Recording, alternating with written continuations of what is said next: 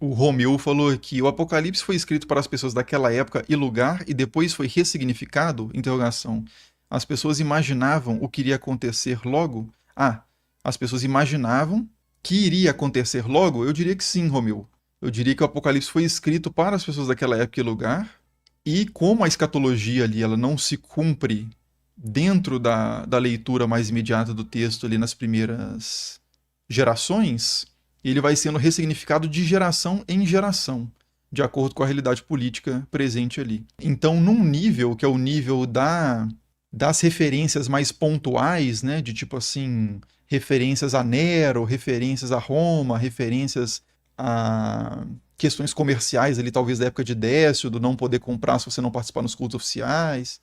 Tem uma série de referências que são bem daquele contexto, mas como texto, como todo texto, ele também tem algo que perdura, né? Então, sei lá, ele tem um tipo de condenação a uma estrutura de dominação, uma estrutura de opressão que de fato se repete historicamente, né? Então, eu acho que assim, como todo texto é, tradicional, como todos os textos de outras tradições religiosas também, ele tem o seu aspecto datado, histórico, mas ele tem uma série de valores ali, princípios que convidam a essa ressignificação que vai acontecendo historicamente, de acordo com as necessidades de cada povo, de cada época, né?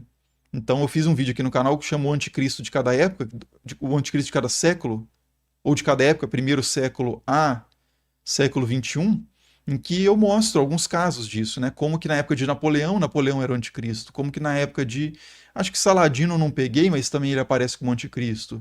Como que na época de Roger Bacon, né, que é um frade franciscano, ele coloca algumas potências da época dele ali como Gog e Magog, e que Alexandre o Grande teria selado Gog e Magog, e que em breve essas potências iam se manifestar de novo no mundo. Então é um processo constante de ressignificação, né? Isso é historicamente demonstrável. Agora, você pode tentar argumentar o seguinte: todos esses caras estiveram errados. Que na verdade o Apocalipse foi escrito para se cumprir, sei lá, vamos pôr aqui 2026. E que o pessoal que falou que era Nero, o pessoal que falou que era os antipapas, o pessoal que falou que era Saladino, o pessoal que falou que era Rússia e China, se bem que esse ainda dá, né? Estavam errados. Quem está certo, agora finalmente alguém acertou e o Elon Musk é o anticristo e Gog e Magog é China e Rússia.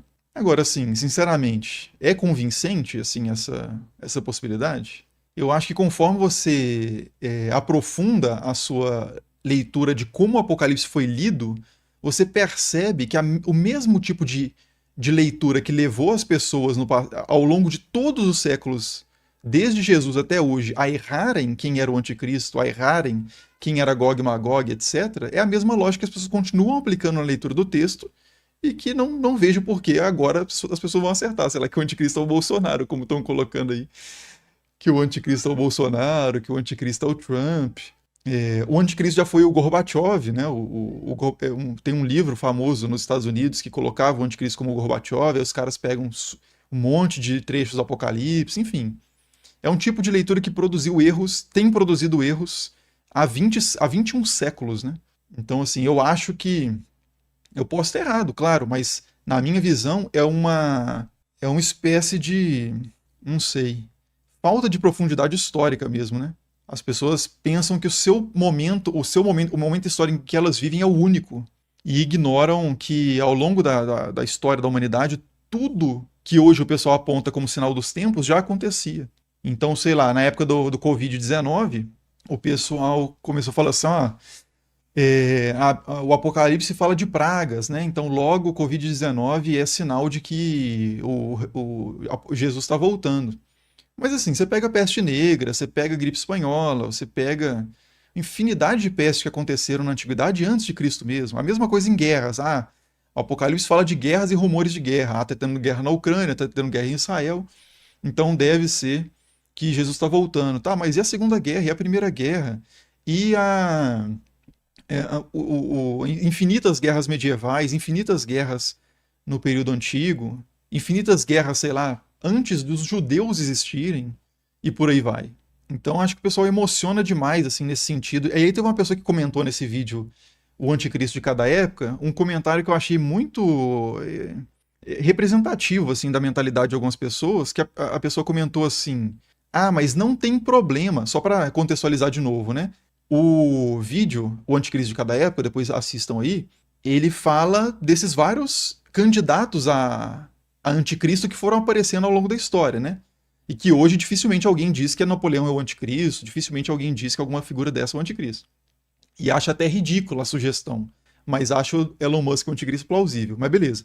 E aí a pessoa comentou assim, não tem problema, eu não vejo problema nas pessoas errarem sobre quem é o anticristo, porque isso revela que essas pessoas estão pelo menos vigilantes e atentas aos sinais da volta de Jesus. E aí, assim, cara, é claro que é extremamente danoso as pessoas fazerem isso. Tipo assim, ah, não tem problema a gente falar que é o anticristo, o que é o Elon Musk é o anticristo, porque se ele não for, tudo bem, né? Pelo menos as pessoas estavam vigilantes. Você demoniza uma figura.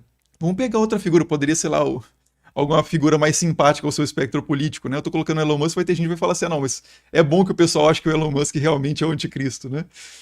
Mas assim, imagina se fosse você, imagina se a, as pessoas começassem a apontar você como anticristo e a sua família visse você como anticristo, aí você ia ter uma experiência miserável, mas tudo bem, porque assim, pelo menos as pessoas estão vigilantes. Outra coisa, esse discurso de tornar as outras pessoas o anticristo é um discurso que pode muito facilmente também, esse discurso paranoico, né, que tem nada de vigilante, que na verdade alguém comentou aí, e de fato é um discurso mais paranoico do que vigilante, ele serve muito bem para te usar para certos projetos políticos. Então, assim, um bolsonarista, né, vamos pegar a realidade brasileira, um bolsonarista dizer que o Lula é o anticristo é uma forma de mobilizar as suas crenças pessoais, a sua espiritualidade, a sua relação com a Bíblia, para te jogar para um espectro político e fortalecer esse espectro. A mesma coisa o contrário. De repente, os lulistas começarem a falar assim que o Bolsonaro é o anticristo. Você está instrumentalizando algo de uma forma totalmente absurda, historicamente, literariamente, politicamente. E como você está vigilante e não tem problema errar, e assim é meio inconsequente quem a gente acha que é o anticristo, porque o importante é chamar o máximo de pessoas possível de anticristo para, quem sabe, a gente não acerta, né? Aumentando o escopo dessa forma. Você está sendo simplesmente usado de uma forma, assim, com todo respeito devido, ignorante, no mínimo, né? Então, não é ok as pessoas chamarem qualquer pessoa de anticristo, porque isso manifesta que elas estão pelo menos vigilantes. Isso manifesta que as pessoas estão sendo facilmente manipuladas, enganadas e pautando a sua vida, a sua expectativa de futuro e a sua política em coisas absolutamente infundadas. Isso não é inconsequente, isso tem consequências profundas. Consequências profundas.